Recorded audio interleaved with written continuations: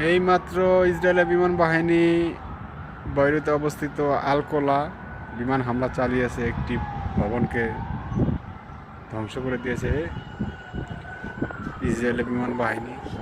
কালো ধোঁয়ায় সারা শহর ঢুকে যাচ্ছে।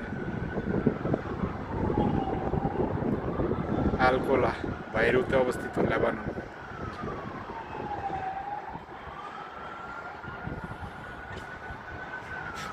হাই হাই রে, কামড়া করছে।